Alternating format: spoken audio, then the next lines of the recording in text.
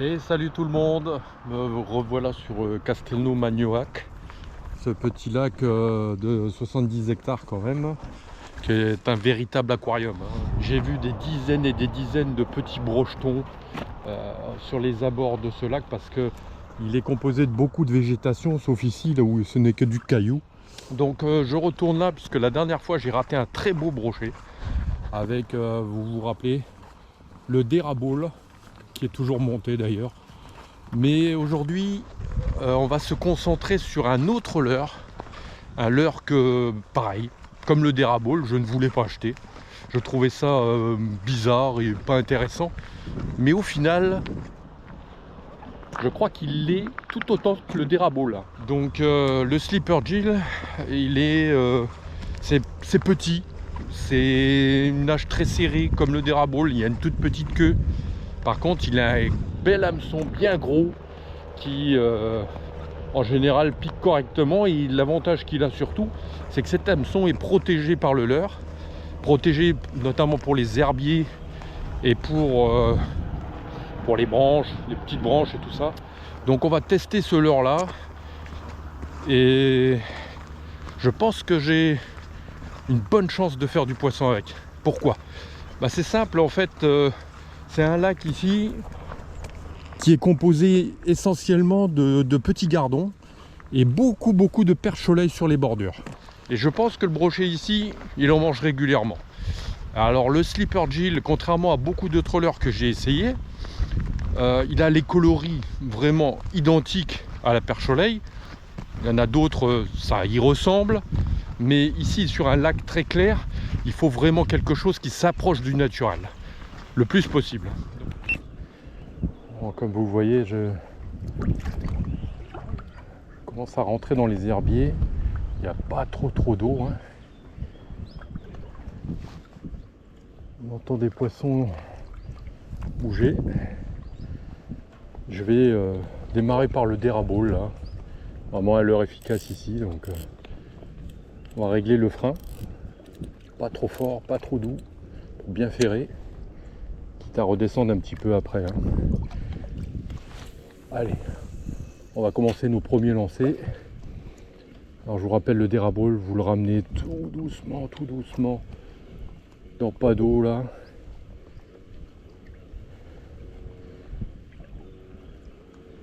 Je suis très confiant, en plus on a le vent avec nous. Ça c'est une très bonne chose. Souvent quand vous pêchez le brochet, pêchez face au vent. Ça ramène les petits poissons sur les bordures et battus par le vent donc, hein. Et donc souvent c'est la zone à brochet qui va bien, quoi, hein. Donc n'hésitez pas toujours à, quand vous savez pas trop où pêcher, déjà pêchez face au vent. Prenez la berge qui est battue. C'est déjà souvent un gage de réussite en fait. Alors le voilà, on a essayé un petit peu au dérabole, là ça ne fonctionne pas. Donc je vous parlais du Slipper Gill, le voilà, hein. Regardez, la dernière fois, dans ma dernière vidéo, je vous l'avais montré un petit peu. J'attendais mon ami Julien là, et je l'ai lancé 3 fois, et en fait, un brochet me l'a un petit peu entaillé là. On voit quelques stries, hein. Donc ça leur plaît. Je l'avais décroché malgré ce joli hameçon, vous voyez, bien épais là, bien solide, caché donc ici de la végétation et autres. Donc on m'appelle visiblement dans les herbiers là, ça bouge beaucoup. Hop là, qu'est-ce que c'est? Ah, cette fois je t'ai eu, hein. Punaise, ça a mis le temps, hein. Mais cachés dans les herbiers ils sont. Voilà où ils sont. Dans les herbiers. 3 fois il m'a tapé. Et le Slipper Gill a fait le boulot. Voyez, comme vous voyez. Pas un gros poisson, mais c'est mon premier. Donc il fait plaisir.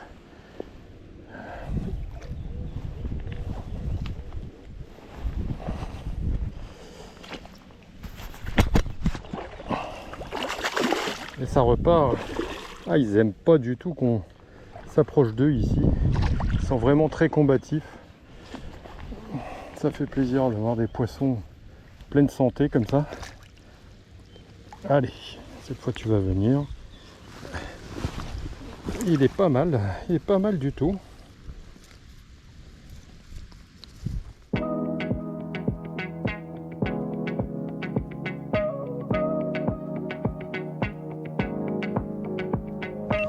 Ouais, les amis, ben voilà, ça c'est pas facile. C'est pas facile aujourd'hui. Je pensais que c'était un gros temps à brocher hein, avec cette météo, ce vent et autres. Et j'ai pas trouvé la pêche au départ là. Et j'ai testé plusieurs leurres, tout ce qui marchait habituellement, le dérabot, les autres. J'ai essayé des gros leurres aussi. Je me suis dit peut-être c'est un temps à très gros. Et puis en passant ici, vous voyez, il n'y a pas d'eau. Il y a 50 cm, 1 mètre. Et au premier lancer, j'ai vu un gardon partir en fuyant et une grosse tache de boue au fond qui a été soulevée par un poisson sans doute. Et donc je me suis dit là, et en fait 2 fois j'ai été pris par un brochet avec le slipper gill et je réussis finalement à le coincer une 3e fois. Et là le slipper gill fait le taf, piqué au bord de la gueule.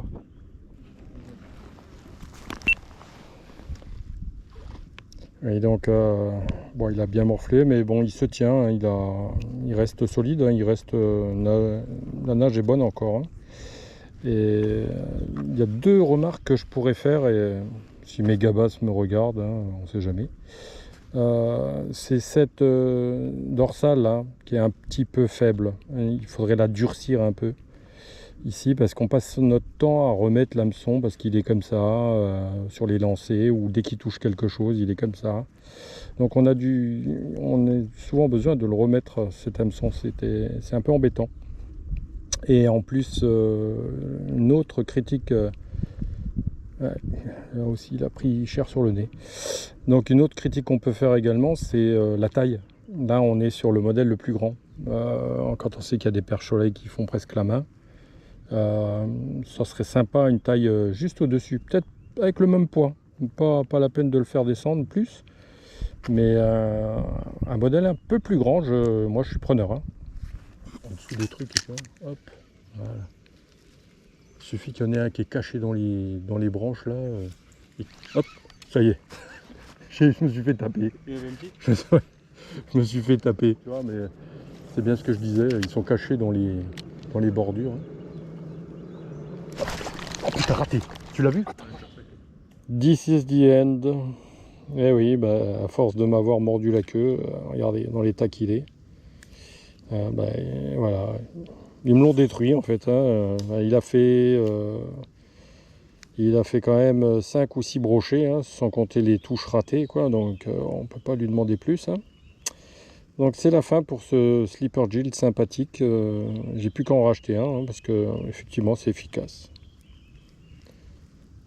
Donc on va vite en retrouver 1 ou 2 parce que bon, ouais, je vous le conseille vraiment, c'est efficace. La touche est toujours violente dans ces cas-là, c'est ça qui est bon.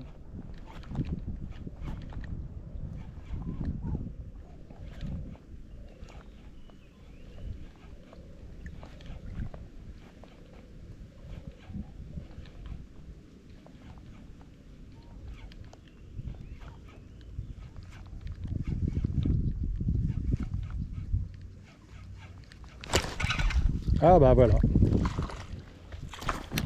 Et bah voilà, ce que je voulais pas est arrivé. Voilà, un pins. Un pauvre petit titi qui a les yeux plus gros que le ventre. Allez, allez, allez. Arrête de gigoter.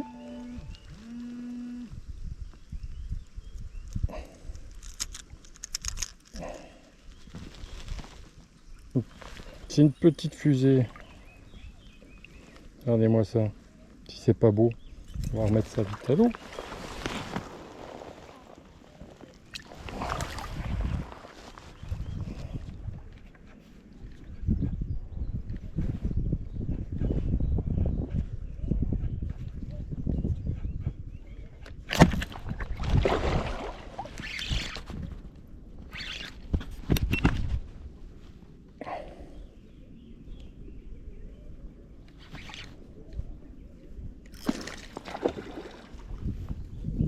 Poisson!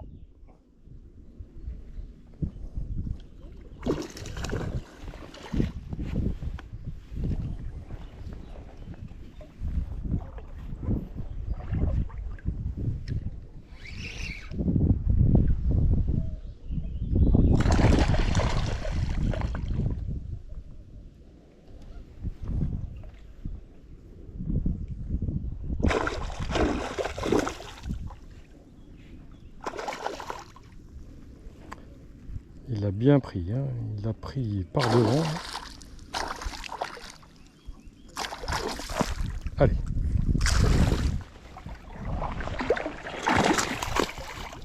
Ça saute bien.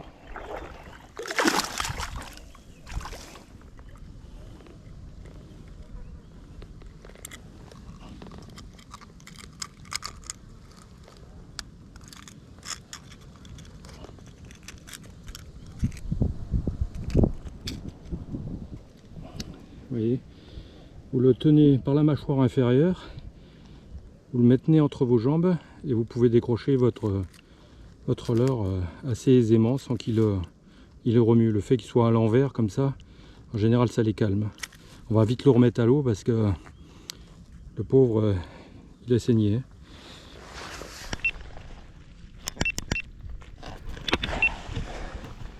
Allez, remise à l'eau de notre paiki.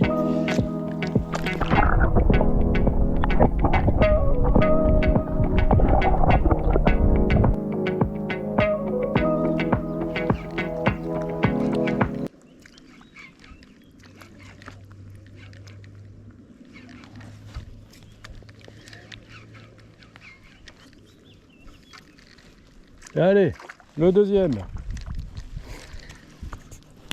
Ça va, il s'est décroché tout seul. Le deuxième, c'est une folie ce leurre.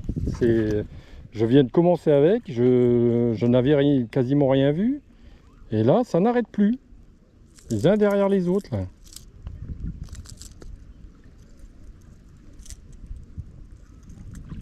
Ça marche bien. Et ben on continue.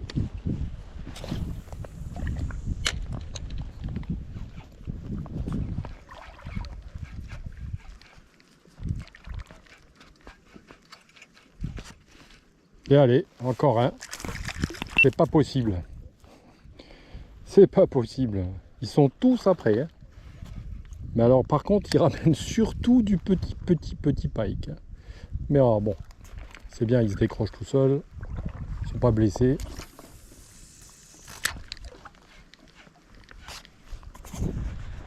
Voilà les amis, petit bilan. Hein, je fais pas assez souvent ça, le petit bilan qui va bien à la fin de la journée. Donc une pêche très compliquée. Il a fallu chercher, réfléchir à la stratégie et comment réussir à avoir des touches. Donc au début ça a été pas simple parce que je voyais vraiment rien. Et le slipper Jill, on peut dire qu'il m'a donné de bonnes infos puisque j'ai commencé à attaquer dans les herbiers, c'est là que j'ai pris mon premier brochet. Et après j'en ai vu d'autres, j'en ai touché d'autres. Mais bizarrement, en jerkant en fait à un minnow de chez Decathlon, le Saxton SP, et c'est là que j'ai enchaîné les touches. Bon après c'était beaucoup de petits, hein, on va pas se mentir, 10, 20, 30 cm. Mais je fais de beaux poissons quand même, quoi. Donc les gros sont pas sortis on va dire aujourd'hui. Donc comme la température monte et que le soleil monte là, je commence à avoir très chaud et on voit que tout le lac est beaucoup plus calme. Je pense que c'est pas maintenant qu'on risque d'avoir des touches. Par contre à 17 h ça pourrait être sympa, mais je pourrais pas revenir une deuxième fois. Je suis à 1 heure de route quand même des Hautes-Pyrénées, hein. Vous voyez que là-bas, tout au bout là-bas, vous voyez les Pyrénées au fond. C'est magnifique, hein. On a un paysage ici qui est juste extraordinaire, un lac qui est hyper clair. Je sais pas si vous voyez, moi j'ai des polars, je vois le fond de l'eau à 3 mètres. Je sais même pas s'il n'y a pas plus. Donc le slipper jig validé. Aujourd'hui le dérabole non, ça n'a pas fonctionné. Et en fait fallait jerker une ablette, un coloris ablette là qui qui a été génial. Vraiment, j'ai enchaîné les touches une fois que je l'avais mis, quoi. Donc c'était super. J'étais en train de me reposer sur un banc là. Je voulais commencer à me reposer et là un brochet me chasse devant le banc, pas loin, à 10 mètres. Bon, je m'y suis remis de suite et puis je l'ai pris. Je l'ai pris, il n'était pas très loin, j'ai fait 4-5 lancers et je l'ai pris, vous avez vu la vidéo. Donc bon, que des petits cette fois. Bon, on ne peut pas toujours avoir des gros, hein. Il faut se contenter de ce que la nature nous donne aussi. Bon, pour l'instant, j'ai un record ici à 86, qui est déjà très honorable. Plusieurs poissons de plus de 70, donc le maître va venir.